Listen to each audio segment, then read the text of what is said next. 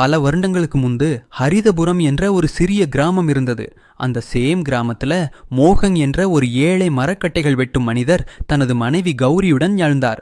இருவரும் மிகவும் கடுமையாக உழைத்தார்கள். ஆனால் அதிர்ஷ்டம் மட்டும் எப்போதும் அவர்களுக்கு தொலைவிலேயே இருந்தது. ஒரு கால கௌரி துக்கத்துடன் இப்படி சொல்ல, வீட்டில் ஒரு சிட்டிகமாவும் மீயும் இல்ல. இன்றும் நாம் பசிக்கே இருக்க வேண்டுமா? பல நாட்களா இதே நில. ஏதாவது ஒரு ஏற்பாடு செய்யுங்க. கௌரி, நானும் அதையே யோசிக்கிறேன். ஆனா என்ன செய்ய முடியும்? என் ஜேப்ல ₹1 கூட இல்ல. தினமும் காடுக்கு போய் மரக்கட்டைகள் வெட்டுல. அதனாலும் கூட வரும் வருமானம் 2 வேளை சாப்பாடு போட முடியல. போனா இதுவே நம் விதி போல இருக்கிறமே. கடவுள் நம் அதிர்ஷ்டத்துல சுகம் எழுதவில்லை போல. கௌரி உடுமே சொன்ன. அப்படி சொல்லாதிர்ற. மோகன் அவளை ஆறுதல் கூறி சம்ப. கடவுள் தாமதம் செய்யலா, ஆனா அநியாயம் மட்டும் செய்ய மாட்டார். நீ கவலைப்படாத. இன்று வீட்டுக்கு திரும்பி வரும் வர நமக்கு சாப்பிட ஏதாவது சம்பாதித்து கொண்டு வருகிறேன் என்று சொல்லி அவன் பழைய கோடாலியை எடுத்துக்கொண்டு காடு பக்கம் புறப்பட்டான். வழியெல்லாம் அவன் மனதில் ஒரே ஒரு எண்ணம். ஓ கடவுளே, இன்று எனக்கு உதவி செய். என் மனைவியை இப்படி கவலைப்பட்டு கொண்டிருப்பதை பார்க்க முடியல. இன்று அதிகமா மரக்கட்டைகள் வெட்டும் வாய்ப்பு கூறு. அவற்றை விட்டு கொஞ்சம் பணம் சம்பாதிச்சு வீட்ல சாப்பாடு செய்ய உதவி செய். இப்படி பிரார்த்தனை செய்து காடை அடைந்தான். அங்க ஒரு பெரிய மரம் அருக மரக்கட்டைகள் வெட்ட ஆரம்பிச்சான். கொஞ்ச நேரம்லாம் சாதாரணமாவே நடந்தது. திடீரென அவன் காதில் ஒரு சிறிய குழந்தையின் அழுதை ஒலி கேட்டது. மோகன் தனது கோடாலியை நிறுத்தி ஆச்சரியமாக சொன்னான், இது என்ன சத்தம்? யாரோ ஒரு பிள்ளை அழுதுற மாதிரி இருக்கிறது. ஆனா காலம் மெதுவா கடந்து சென்றது. ஜலாதர் கொஞ்சம் கொஞ்சமா வளர்ந்தான். மோகன், கௌரி அவரை தங்கள் சொந்த மகனை விட அதிகமான அன்புடன் வளர்த்தார்கள். ஆனா வறுமை மட்டும் இன்னும் அவர்களை விட்டு போகவில்லை. ஒரு நாள் காலை வீட்ல சாப்பிட ஒரு தானியமும் இல்ல. கௌரி கவலையுடன் சொன்னான், கேளுங்க, வீட்ல சாப்பிட எதுவும் இல்ல. ஜலாதர் பசிக்காக அழுகிறான். நேரத்துக்கு உணவு கொடுக்கவில்லை என்றால் அவன் உடல்நலக் குறைவுக்கு ஆளாகி விடுவான். ஏதாவது செய்யுங்க. மோகன் துக்கமா சொன்ன. கௌரி, என் கையில ஒரு காசும் இல்ல. ஆனாலும் என் மகன் இப்படி பசிக்காக வாடுகிறான் என்றால் நான் பார்த்துக்கொள்ள முடியாது. இப்போதே போய் என்ன செய்ய வேண்டியிருந்தாலும் செய்யற. அவனுக்கு சாப்பாடு வாங்கி கொண்டு வந்த பிறகுதான் திரும்ப வருவேன் என்று சொல்லி குடிசையிலிருந்து வெளியே வந்தான். அவன் நேராக கிராம முதல்வரின் வீட்டுக்கு போனான். கிராம முதல்வர் அவனை பார்த்து கேலி செய்து சொன்னார், அரே மோகன், இன்று காட்டுக்கு போகவில்லையா இல்லையா? அவரான வழியில் இந்த வீட்டுக்கு வந்து விட்டாயா மோகன் என்று மோகன் பணிவாக கைகளை கூப்பி சொன்னான். கிராம முதல்வரே, நான் மிகப்பெரிய சிரமத்தில் இருக்கிறேன். வீட்ல சாப்பிட எதுவும் இல்லை. தயவு செய்து எனக்கு கொஞ்சம் பணம் கடனாக தாருங்கள். நான் கடுமையா உழைத்து உங்கள் ஒவ்வொரு காசும் திருப்பி செலுத்துவேன் என்று மோகன் சொன்னான். கிராம முதல்வர் சிரித்துக்கொண்டே சொன்னார், உன் பழைய கடனை இன்னும் திருப்பி செலுத்தவில்லை. முதல்ல அதை செலுத்து, பிறகு புதிய கடன் பற்றி பேசலாம் என்று கிராம முதல்வர் மோகனை வேண்டிக் கொண்டார். கிராம முதல்வரே, உண்மையில நான் மிகவும் உதவியற்ற நிலையில இருக்கிறேன் என்று மோகன் சொன்னான். ஆனால் அவர் நடுவில் தடுத்துவிட்டு சொன்னார், உன் கஷ்ட கதைகளை எனக்கு சொல்லாத. நீங்க சில சமயம் தண்ணீர் குடிச்சு கூட உயிரோட இருக்கிறீங்க. அப்போ இன்று சாப்பாட்டுக்காக இவ்வளவு ஆவல் ஏன்? மோகனின் கண்களில் கண்ணீர் திரண்டபடி சொன்னான், நான் எனக்காக கேட்கவில்லை கிராம முதல்வரே, என் மகனுக்காக தான் கேட்கிறேன். அவன் பசிக்காக அழுகிறான். அவன் நிலைமை பார்க்க முடியல. கிராம முதல்வர் சந்தேகமாக கேட்டார், ஒரு விஷயம் சொல்லு மோதன், இந்த பையன் உனக்கு எங்கே கிடைத்தான்? இவ்வளவு வருடங்கள் உங்களுக்கு பிள்ளைகள் இல்ல. ஆனா இந்த குழந்தை ஒரே முறையில எங்கிருந்து வந்தான்? யாராவது குழந்தையை திருடி கொண்டு வரவில்லை இல்லவா? மோகன் உடனே தலையாட்டி சொன்னான், இல்ல கிராம முதல்வர, அந்த மாதிரி பாவம் நான் ஒருபோதும் செய்ய மாட்டேன். இந்த குழந்தை எங்களுக்கு நதிக்கரையில கிடைத்தது. யாரோ கருணை இல்லாம விட்டு விட்டுருப்பாருங்க. அவனை பார்த்து எங்களுக்கு இரக்கம் வந்தது. அதனாலதான் வீட்டுக்கு கொண்டு வந்தோம். கிராம முதல்வர் கேலி செய்து சிரித்து கொண்டு சொன்னார், ஐயோ எவ்வளவு தய. உங்க வீட்டுல சாப்பிட உணவு இல்ல, ஆனா அநாத குழந்தைங்களை மட்டும் வளர்க்கணும்னு நினைக்கிறீங்க. மோகன் பணிவா சொல்லா, நீங்கள் என்னை எத்தனை வார்த்தைகளாக வேண்டுமானாலும் திட்டுங்க. ஆனா தயவு செய்து எனக்கு உதவி செய்யுங்க. இது என் மகனின் உயிருக்கு சம்பந்தப்பட்ட விஷயம். சில நேரம் யோசிச்ச பிறகு கிராம முதல்வர் உள்ள போய் சில நாணயங்களே எடுத்து வந்தார். அந்த பணத்தை மோகனின் கையில வைத்து அவர் சொல்ல, சரி, இந்த பணத்தை நான் உனக்கு கடனா கொடுக்கறேன். ஆனா நினைவில் வை, அடுத்த மாதத்துக்குள் வட்டியுடன் சேர்த்து முழு பணத்தையும் எனக்கு திருப்பி கொடுக்கணும். ஒரு நாளும் தாமதமானா உன் குடிசை எனது சொத்தாகிவிடும். மோகன் நன்றி கூறி கைகளை கூப்பி சொன்னார். நன்றி கிராம பெந்தி ஐயா, உங்கள் ஒரு காசும் மீதமில்லாமல் திருப்பி செலுத்துவேன் என்று சொல்லி மோகன் உடனே மார்க்கெட்டுக்கு ஓடினான். அங்கே கொஞ்சம் அரிசி, கொஞ்சம் மாவு, குழந்தைக்கு பால் வாங்கினான். பொருட்கள் வாங்கி மோகன் மகிழ்ச்சியுடன் வீட்டுக்கு திரும்பி வந்தான். கௌரி, பார், நான் சாமான் வாங்கி வந்தேன். உண்மையா? ஆனா உங்களுக்கு பணம் எங்கிருந்து வந்தது? அப்போது மோகன் நடந்தது எல்லாம் அவளுக்கு சொன்னா. அதை கேட்ட கௌரியின் முகத்துல கவலை தெரிஞ்சது. கிராம பெந்தி இவ்வளவு எளிதாக பணம் கொடுத்தார் என்றால் எனக்கு நம்பிக்கை வரவில்லை. அவர் சுயநலம் இல்லாம ஒருபோதும் யாருக்கும் உதவி செய்ய மாட்டார். மோகன் என்றார், எனக்கு அவன் மீது நம்பிக்கை இல்லை. ஆனா இப்போ நமக்கு மிக முக்கியமானது நம்ம குழந்தைதான். அவனுக்கு முன்னாடி மற்ற விஷயங்கள்லாம் சிறியவையே என்று சொல்லி கௌரி உடனே பாலை சூடாக்கி அந்த சிறிய ஜலாதருக்கு குடிக்க வைத்தாள். பால் குடித்ததும் அந்த குழந்தை சிரித்தது. கொஞ்ச நேரத்துக்கு பிறகு அமைதியாக தூங்கிவிட்டது. அந்த தம்பதிகள் இருவரும் அன்பாக அவனை பார்த்து கொண்டிருந்தார்கள். கௌரி சிறிது சிரிப்புடன் பார்த்தாள். எவ்வளவு அமைதியா தூங்கிக் கொண்டிருக்கிறானோ என்று மோகன் ஆழமாக மூச்சு விட்டார். ஆமாங் கௌரி, ஆனா ஒரு விஷயம் என்னை ரொம்பவே கவலைப்படுத்துகிறது.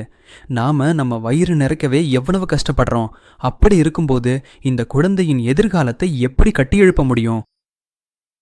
கௌரி தைரியமா சொன்னா, ஜானா என்ன சொன்னாலும் எனக்கு பரவாயில்ல, நம்ம குழந்தைக்காக எவ்வளோ கஷ்டமானாலும் சகிப்போம்.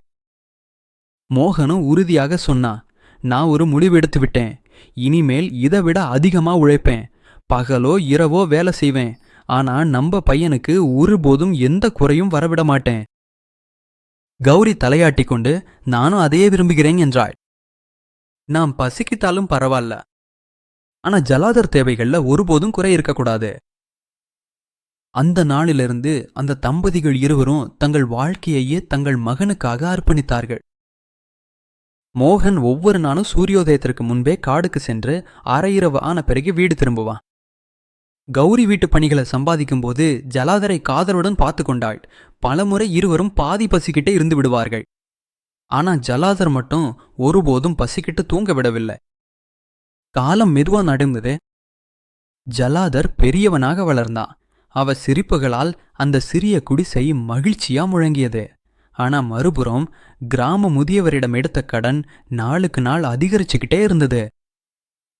கொஞ்ச நாட்கள் கழித்து கிராம முதியவர் மோகனின் வீட்டின் முன் நின்று உரக்க கூவினார். ஒய்யா மோகன், எங்க செத்து போனேரா? உடனே வெளியே வா.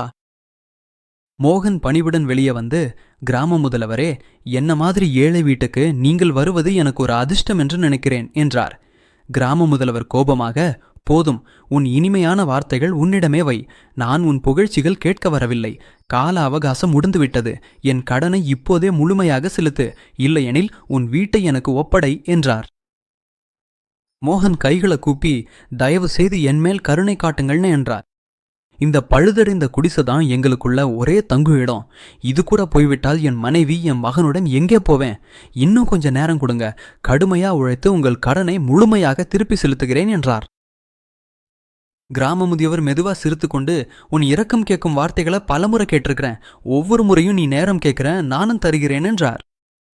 இப்போது ஊர்வாசிகளை என்னை கேட்கிறார்களே உம்மர், உன்னிடம் நான் ஏன் இவ்வளவு கருணை காட்டுகிறேன்ற. சிறிது நேரம் நின்று அவர் சொல்ல, சரி, இதுவே கடைசி வாய்ப்பு என்றார். நாளை சூரியன் மறையும் முன் என் பணத்தை முழுவதும் எனக்கு கொடுக்க வேண்டும். கடனை திருப்பிச் செலுத்தினால் நல்லது, இல்லையெனில் இந்த குடிசை எனது சொத்தாகும். இனி எந்தவிதமான காரணங்களும் கேட்க மாட்டேன் என்று சொல்லிவிட்டு கிராம முதியவர் அங்கிருந்து சென்றார். அவர் சென்றதும் மோகன் தரையில் உட்கார்ந்து அழத் தொடங்கினான். கௌரி பயத்துடன் அவனிடம் வந்து, என்ன ஆயிற்று என்று கேட்டாள். மோகன் அமைதியாக நடந்ததையெல்லாம் அவளிடம் சொன்னான். அதை கேட்ட கௌரியின் முகம் கவலையா நிரம்பியது. அவர்கள் உட்கார்ந்தனர். ஒரே நாள்ல அந்த அளவுக்கு பெரிய தொகை பணத்தை எங்கிருந்து கொண்டு வருவது என்று அவர்களுக்கு புரியவில்லை. அவர்களது வாழ்க்கையில் இருந்த நம்பிக்கையின் ஒளிக்கதிரும் மெதுவாக மங்கிவிட்டது போலவே அவர்களுக்கு தோன்றியது.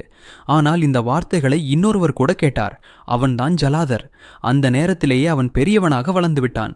குடிசையின் ஒரு மூலையில் நின்று தாயும் தந்தையும் பேசும் வார்த்தைகளை எல்லாம் கேட்டான்.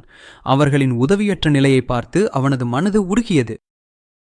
அவன் மனதிலே இப்படி நினைச்சா, கடவுளே, எங்கள் குடும்பத்திற்கு ஏன் இப்படி துன்பம்? என் அப்பா வாழ்நாள் முழுவதும் உழைத்தார். ஒருபோதும் யாருக்கும் தீங்கு செய்யவில்லை, ஒருபோதும் பொய் சொல்லவில்லை. ஆனாலும் அவர் ஏன் இவ்வளவு வேதனை அனுபவிக்க வேண்டும்? இல்ல, நான் கைகட்டி உட்கார மாட்டேன். என் பெற்றோர்கள் இப்படி பாடுபடுவதை பார்க்க முடியாது. என்ன செய்ய வேண்டியிருந்தாலும் செய்வேன். இந்த துன்பங்களிலிருந்து என் குடும்பத்தை கண்டிப்பாக வெளியேற்றுவேன் என்று தீர்மானித்த ஜலாதர் யாருக்கும் சொல்லாமல் அமைதியாக வீட்டை விட்டு வெளியேறி நேராக காடு நோக்கி நடந்தான். காட்டை அடைந்த பிறகு தன் அப்பாவைப் போலவே ஒரு கருப்பு கோடாலி கைப்பிடியில் எடுத்தான். ஜலாதர் கோடாலிய கையில பிடிச்சு மரங்களை வெட்டத் தொடங்கினான். ஜலாதர் காட்டுல மரங்களை வெட்டி கொண்டிருக்கும் போது அச்சானக யாரோ உரக்க அழும் சத்தம் கேட்டது. உடனே கோடாலிய பக்கத்தில் வைத்து அந்த சத்தம் வந்த திசையில் ஓடினான். கொஞ்சம் தூரம் சென்றதும் ஒரு சிறிய யானை குட்டி கண்ணீர் விட்டு கொண்டிருப்பது தெரிந்தது. ஜலாதர் அன்பாக அருகில் சென்று கேட்டான், என்ன ஆயிற்று குட்டி, ஏன் இவ்வளவு அழுகிறாய்? யானைக்குட்டி அழுது கொண்டே சொன்னது, நான் என் அம்மாவோட காட்டில் மேய்ந்து கொண்டிருந்த போது ஒரு முஸ்மான் காயங்களுடன் கீழே விழுந்து கிடந்தது.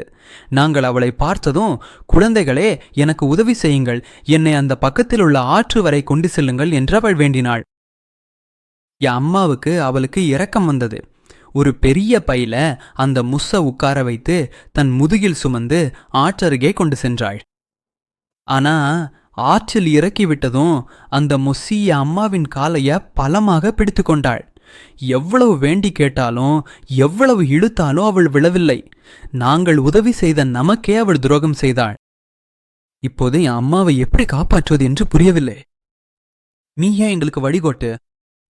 அந்த வார்த்தைகள் கேட்ட ஜலாதர் உடனே யானைக்குட்டியுடன் ஆற்றின் கரைக்கு சென்றான். அங்கே பெரிய யானை துக்கத்துடன் அழுது கொண்டிருந்தது. அந்த முஸ்ஸி அவள் கால்களை பலமாக பிடித்து விட்டாள். விடவே இல்லை.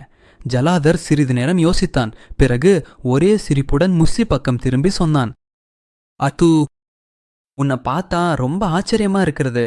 நீ இவ்வளவு பெரியவளாக இருக்கிறாய், ஆனா இந்த சிறிய குன்னிப்பையில எப்படி உக்காந்த?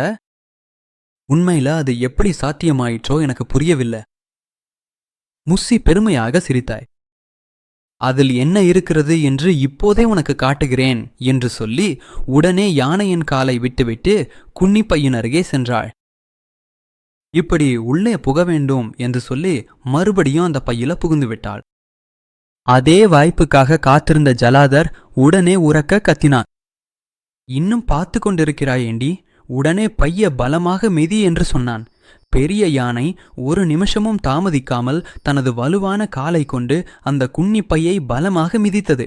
அந்த அடிக்கு பை சுழன்று நேராக நதியில் விழுந்தது.